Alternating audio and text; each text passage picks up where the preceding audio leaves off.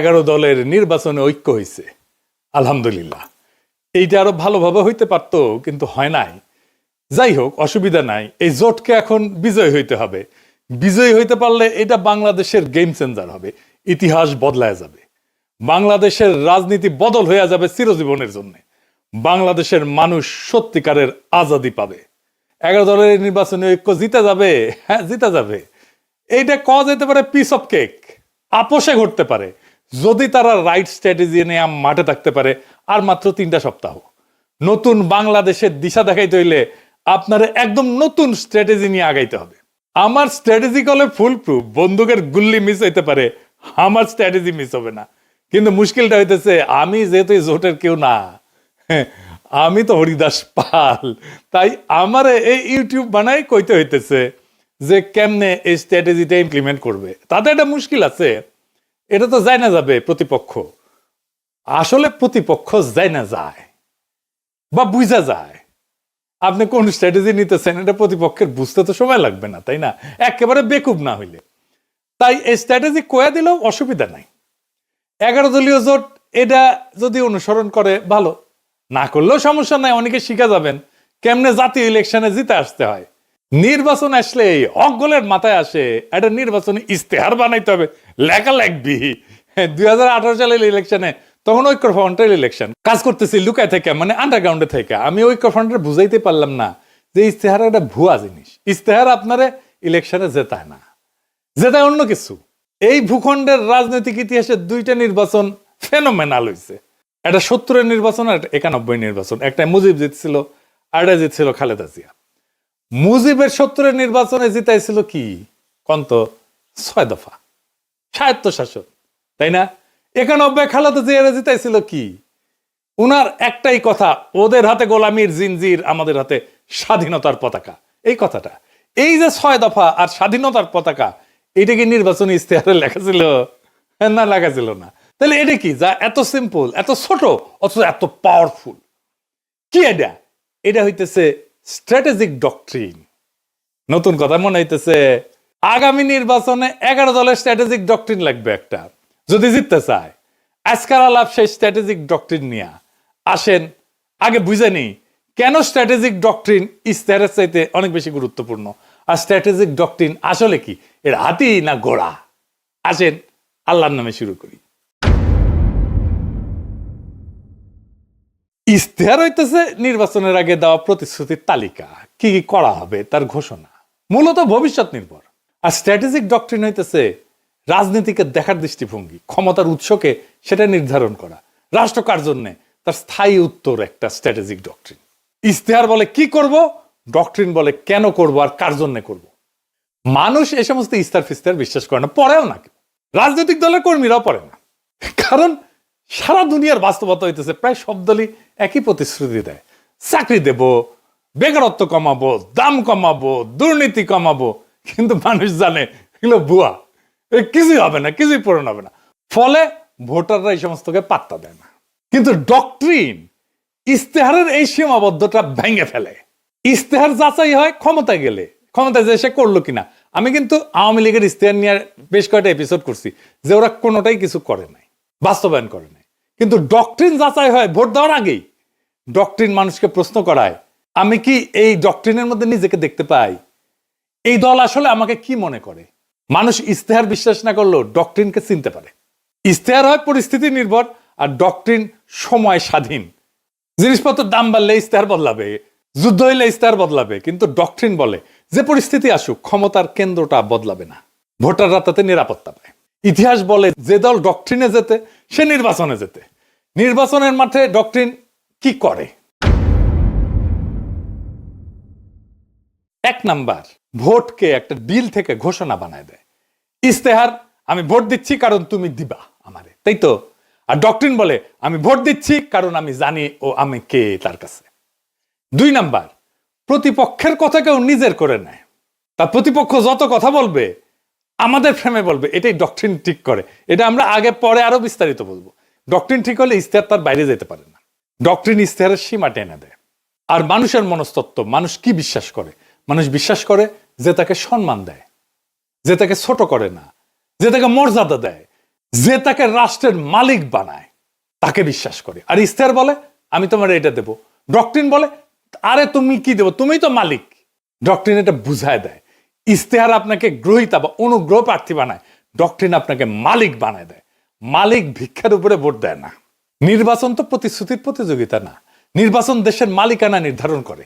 তাই ইস্তেহারের চেয়ে গুরুত্বপূর্ণ আমরা রাষ্ট্রকে, রাজনীতিকে, মানুষকে, জনগণকে, রাষ্ট্রের সাথে জনগণের সম্পর্ককে কিভাবে দেখি। নির্বাচনে মানুষ প্রতিশ্রুতিতে ভোট দেয় না, এটা বুঝতে হবে বাংলাদেশের পলিটিশিয়ানদেরকে। নিজের অবস্থানকে যে বুঝাই দিতে পারে তারে ভোট দেয়। আর যেই দল মানুষকে তার অবস্থান বুঝায় দেয় সেই দল ইস্তেহার ছাড়াই জয়ী হইতে পারে। ইস্তেহার ভুয়া জিনিস, ডক্ট্রিন আসল জিনিস। তাইলে 11 দলীয় জোটের বিজয়ের লক্ষ্যে স্ট্র্যাটেজিক ডক্ট্রিন কি হইতে পারে? আগে দেখে নেই বিএনপির স্ট্র্যাটেজিক ডক্ট্রিন কি এই নির্বাচনে, বলতে পারবেন? এটা জানা দরকার, কারণ এই বিএনপি স্ট্র্যাটেজিক ডক্ট্রিনকে হারাইতে হবে। কি সেটা? সেটা হইতেছে সবার আগে বাংলাদেশ, আমার আগে আমরা, আমাদের আগে দেশ, সবার আগে বাংলাদেশ। সবার আগে বাংলাদেশ, সবার আগে বাংলাদেশ। দেখেছেন উনারা সচেতন ভাবে করছেন কিনা এটা উনারাই বলতে পারবেন। তবে এইটা একটা plain and pure strategic doctrine বিএনপির। সবার আগে বাংলাদেশ এটা কেবল স্লোগান না, এটা একটা ডক্ট্রিনাল স্টেটমেন্ট। এইটাই ক্ষমতার উৎস নির্ধারণ করে। তাহলে এই ডক্ট্রিনাল স্টেটমেন্টের সমস্যা বের করতে হবে। সমস্যাটা কি? এই স্লোগানের সমস্যা বের করতে পারলে এইটারে ফাইট করা সহজ। আর এইটারে ফাইট করতে পারলে বিএনপি পুরা ক্যাম্পেইন কোলাপস করবে। আসেন এটা দেখে নিই, আমরা বিস্তারিত খুঁটায় খুঁটায় দেখব। তাইলে বুঝবেন এই সরল কথার মধ্যে কি গরল লুকায় আছে। গরল মানে জানেন তো, বিষ বিষ বিষ। তো দানের শীষের এই ডক্ট্রিনে কি বিষ লুকে আছে সেটা আমরা খুঁজে দেখি। সবার আগে বাংলাদেশ মানে বাংলাদেশ নামে একটা বিমূর্ত সত্তা আছে। সেই সত্তার যে স্বার্থ সেটা জনগণের উপরেও প্রাধান্য পাইতে পারে। অর্থাৎ জনগণ আগে না, রাষ্ট্র আগে। এটা একটা স্পষ্ট স্টেট ফার্স্ট ডক্ট্রিন। এটা শাসনের বৈধতা তৈরি করে। এই স্লোগান দিয়ে বলা হয় দেশের স্বার্থে সব কাজ করা হবে, ফলে অধিকার সীমিত করা, মত প্রকাশ দমন করা, কঠোর সিদ্ধান্ত নেওয়া, দমন পীড়ন করা সবই নৈতিকভাবে বৈধ হয়ে যায়। হাসিনার মতো। হাসিনাও এই একই ধরনের ডক্ট্রিনে বিলিভ করত, বিশ্বাস করত। এটারে বলা হয় ইংরেজিতে ইনস্ট্রুমেন্টাল লেজিটিমেসি ডক্ট্রিন, মানে উদ্দেশ্যের নামে পদ্ধতির বৈধতা। মানে উদ্দেশ্য হইতেছে আগে রাষ্ট্র, সবার আগে বাংলাদেশ। সেই জন্যে ওই সবার আগে বাংলাদেশকে রাখার জন্য যা যা পদ্ধতি আমি অ্যাপ্লাই করব সব বৈধ, সব সহি। এইটা জনগণকে সাবজেক্ট না অবজেক্ট বানায়, মানে জনগণ আর মালিক থাকে না, শাসিত হওয়ার বস্তু বানায় ফেলে। এই ফ্রেমে দেশ উপরে, জনগণ নিচে। জনগণ দেশকে সেবা দিবে, সেবা। জনগণ এখানে রাষ্ট্রের মালিক না, রাষ্ট্রের উপকরণ। এইটাকে প্যাটার্নালিস্টিক ডক্ট্রিনও বলা যায়, মানে অভিভাবক সুলভ শাসন ডক্ট্রিন বা অভিভাবকত্ববাদী রাষ্ট্রনীতি। এটা মানে কি? রাষ্ট্র নিজেকে জনগণের অভিভাবক মনে করে, আর জনগণকে দেখে অপ্রাপ্ত বয়স্ক, বুঝে না, নতুন, অক্ষম হিসাবে। এই এই সোনামণি বসো, জান তুই গেছো হ্যাঁ নয় নতুন নতুন। যাদের হয়ে রাষ্ট্র ভালো বুঝে সিদ্ধান্ত নেয়। এই ডক্ট্রিনে জনগণ মালিক না, তত্ত্বাবধানে থাকা ব্যক্তি যার সম্মতি প্রয়োজনীয় না, আনুগত্যই যথেষ্ট। প্রশ্ন করাকে দেখা হয় অকৃতজ্ঞতা হিসাবে। Paternalistic doctrine. বোঝা গেছে হাসিনা বলতো অকৃতজ্ঞ জাতি। এইখানে রাষ্ট্র বলে তোমার চেয়ে আমি বেশি বুঝি, আমি সবচেয়ে বেশি বুঝি। এই অভিভাবকত্ববাদী রাষ্ট্রনীতি এমন একটা শাসন দর্শন যেখানে জনগণ নাগরিকরা রাষ্ট্রের সন্তান। সন্তান বললে ভালো শোনায়, আসলে ওই অর্থে না আর কি, মানে অপ্রাপ্ত বয়স্ক জনগণ। দেখেন সবার আগে বাংলাদেশের ডক্ট্রিন কিন্তু পাল্টায় না কখনোই। মানে ধরেন যুদ্ধেও একই থাকে, সংকটেও একই থাকে, দমনেও একই থাকে। যুদ্ধও মানাবে এটা, সংকটও মানাবে, দমনেও মানাবে, কারণ দেশের জন্য সব যুক্তি খাটে। এটি ডক্ট্রিনের লক্ষণ। ডক্ট্রিন হয়ে উঠতে হইলে এরকম যে কোনো পরিস্থিতিতে এইটা কাজে লাগবে। এটা সীমা টানে না, ক্ষমতাকে অসীম কইরা দেয়। এই স্লোগানে কোথাও বলা নাই কি করা যাবে না, জনগণ কখন না বলবে, ক্ষমতার সীমা কোথায় বলা নাই, ক্ষমতা নিজেই তার সীমা ঠিক করে। এটা আনচেকড সোভার্নিটি ডক্ট্রিন, সীমাহীন সার্বভৌমত্বের ডক্ট্রিন। এইটা নিয়ন্ত্রণহীন সার্বভৌমত্ববাদী রাষ্ট্রনীতি। রাষ্ট্র নিজেই নিজেকে চূড়ান্ত ক্ষমতার উৎস মনে করে, যার উপরে জনগণের সম্মতি, জনগণের জবাবদিহিতা চাওয়ার অধিকার, এমনকি জনগণের এটা সীমা ঠিক করে দেওয়া, এটা কাজ করে না। এই ডক্ট্রিনে ক্ষমতার উপরে কোনো কার্যকর নিয়ন্ত্রণ থাকে না। রাষ্ট্রের স্বার্থ সব প্রশ্নের ঊর্ধ্বে। নাগরিক অধিকার এখানে শর্ত সাপেক্ষ হয়ে যায়। রাষ্ট্র বলে আমি সিদ্ধান্ত নেব, সীমা আমি ঠিক করব, তুমি কোন তেজপাতা, তুমি কোন। তার মানে সবার আগে বাংলাদেশ কোনো আবেগী স্লোগান না, এটা এমন একটা স্ট্র্যাটেজিক ডক্ট্রিন যা রাষ্ট্রকে জনগণের উপরে স্থাপন করে এবং ক্ষমতাকে সীমাহীন বৈধতা দেয়।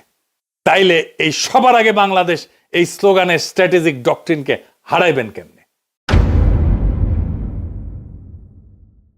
এই প্রথম কৌশল হইতেছে এটাকে আক্রমণ করা যাবে না। আক্রমণ না করে হারানো যায়, খুব চমৎকার ভাবে হারানো যায়, অপরূপ ভাবে হারানো যায়, মোলায়েম ভাবে হারানো যায়। কারণ আপনি এটা ব্যাখ্যা করতে পারবেন না এখন কেন এটা খারাপ। আপনি জন ধরে বুঝাইতে পারবেন না, টাইম নাই, কইতে পারবেন না বুঝিস এই স্লোগান কিন্তু তোমার স্লোগান। তাই এইটার কৌশল অন্য। কি সেই কৌশল? এই স্লোগানকে গ্রহণ করতে হবে। আমরা এটাকে গ্রহণ করতেছি কারণ রাজনীতিতে যে স্লোগান জনগণের মনে কিছুটা ঢুকে গেছে, সেটাকে ভাঙা সহজ হয় না, কিন্তু সেটাকে নতুন অর্থ দিতে পারলে জেতা যায়। আমরা এটাকে নতুন অর্থ দেব। তাইলে কি হবে? Counter narrative. কিভাবে আমরা এই কথাটাকে নতুন মিনিং দিতে পারবো, নতুন অর্থ দিতে পারবো? তাহলে আমাদের এমন একটা স্লোগান আবিষ্কার করতে হবে যেই স্লোগানের মানে এই বিএনপির স্লোগান সবার আগে বাংলাদেশের স্লোগানের অনিবার্য পরিণতি বলে মনে হয়, ডেস্টিনি বলে মনে হয়। কি হইতে পারে সেটা? সবার আগে বাংলাদেশের কাউন্টার ন্যারেটিভ হবে আমরাই বাংলাদেশ। ওরা বলবে সবার আগে বাংলাদেশ, আমরা বলবো সেটাই তো আমরাই বাংলাদেশ। এখানে কোনো ঝগড়া নাই, এখানে কোনো কনফ্রন্টেশন নাই, এখানে কোনো কন্ট্রাডিকশন নাই, এখানে আছে কমপ্লিশন, সম্পূর্ণতা। বিএনপি বলছে কি আগে, আমরা বলছি ওইটা আসলে কি, কেন আমরাই বাংলাদেশ। বিএনপির সবার আগে বাংলাদেশ স্লোগানকে আমরাই বাংলাদেশ স্লোগান সুপারসিড করে যাবে। এখানেই মূল খেলা। আমি এখানে কয়েকটা দিক ব্যাখ্যা করব কেন, কিভাবে এটাকে সুপারসিড করে যাবে। আসেন সেটা বুঝে দেখি, খুব মজা লাগবে। প্রথমে দার্শনিক ব্যাখ্যা, মানে পলিটিক্যাল ফিলোসফির ব্যাখ্যা। বাংলাদেশ জমি না, পতাকা না, সংবিধানের কাগজ না, বাংলাদেশ হলো মানুষের সমষ্টিগত রাজনৈতিক অস্তিত্ব। এখান থেকে আসে জনগণের সার্বভৌমত্ব। মানুষ মানে রাষ্ট্রের মালিক। তাই আমরাই বাংলাদেশ কোনো আবেগী কথা না, এটা সার্বভৌমত্বের ঘোষণা। বিএনপি দেশকে একটা বাইরের বস্তু হিসেবে দেখে, আমরা দেশকে নিজেদের পরিচয় হিসেবে দেখি। 2 নাম্বার রাষ্ট্রনৈতিক ব্যাখ্যা বা স্টেট লজিক। বিএনপির ফ্রেম রাষ্ট্র আগে, রাষ্ট্র সিদ্ধান্ত নেয়, মানুষ উপকারভোগী। আমাদের ফ্রেম মানুষ আগে, মানুষ সিদ্ধান্ত নেয়, রাষ্ট্র মানুষের যন্ত্র। এইখানে ক্ষমতার কেন্দ্রটা বদলায় যায়। এইটাকে বলে সাবজেক্ট শিফট। বিএনপি বলে আমরা দেশ চালাবো, আমরা বলি আমরাই দেশ। এই অবস্থান থেকে কাউকে হারাইতে গেলে বলতে হয় তুমি দেশ না। এইটা তো সে বলতে পারবে না। রাজনীতিতে এর চেয়ে আত্মঘাতী কথা আর নাই। 3 নম্বর হইতেছে পলিটিক্যাল স্ট্র্যাটেজির ব্যাখ্যা। এটারে বলা হয় ক্লাসিক ফ্রেম হাইজ্যাকিং। বিএনপি যতবার বলবে সবার আগে বাংলাদেশ, ততবার তারা আসলে বলবে আমরা আগে। তারা নিজেরাই জনগণকে কেন্দ্র বানাবে, আমাদের ফ্রেম রিপিট করবে। এটারে বলা হয় নো এসকেপ ন্যারেটিভ। ওরা কথা বললেই আমার ভাষায় কথা বলবে। 4 নম্বর হইতেছে মার্কেটিং ব্যাখ্যা, পলিটিক্যাল মার্কেটিং আর কি, মানে পণ্যের মার্কেটিং না। বিএনপির স্লোগান অ্যাবস্ট্রাক্ট প্রোডাক্ট সেন্ট্রিক, মানে মানুষ শুধু সমর্থন করে। আমাদের স্লোগান আইডেন্টিটি বেসড, মানুষ নিজেকে এটার ভিতরে দেখতে পায়। মানুষ পোস্টারে লিখবে আমরাই বাংলাদেশ, কারণ এটা স্লোগান না, এটা সেলফ আইডেন্টিটি স্টেটমেন্ট। মানুষ যেটা নিজের পরিচয় মনে করে ওইটার সাথে বিশ্বাসঘাতকতা করে না। বোঝা গেছে? খুব সিম্পল 2টা শব্দ, বিধ্বংসী। আপনাদের মনে আছে আওয়ামী লীগের জয় বাংলা স্লোগানটারে ক্যাপচার কইরা ধ্বংস করে দিছিলাম। আগে ক্যাপচার করছি, তারপরে ধ্বংস করে দিছি, ডেস্ট্রয় করে দিছি। বেশি দিন আগের কথা না, মনে আছে না? যেই স্লোগান তাদেরকে উদ্দীপ্ত করার কথা, সেই স্লোগানটাকে আগে ক্যাপচার কইরা ধ্বংস করে দিছিলাম একেবারে পুরাপুরি। এই টেকনিকে এবার আসেন ইলেকশন জার্নির আর্ক। সেটা আবার কি? এটা আসলে কি? নয়া নয়া জিনিস করছেন দাদা, কঠিন মনে হচ্ছে। আরে কঠিন না, সেল চালাইয়া বুঝে যাবেন। আসেন সেল চালাইয়া বুঝে নেই। এইটা আসলে ভোটের আগে থেকে ক্ষমতায় যাওয়ার পর পর্যন্ত জনগণকে একসাথে নিজের সাথে যুক্ত রাখার রোডম্যাপ, পথ নকশা। এখানে ভোট শুধু একটা ঘটনা, পুরো গল্প না। ঠিক আছে, বর্তমান বাংলাদেশের বাস্তবতাটা কি? এটা কি জন অসন্তোষ এটা দিয়ে শুরু হয়? তা না, শুরু হয়েছে একটা হতাশা দিয়ে, গভীর হতাশা দিয়ে, একটা ভ্রম দিয়ে, একটা ভুল দিয়া। সব বদলাইছে মনে হয়, কিন্তু আসলে কিছু বদলায়নি।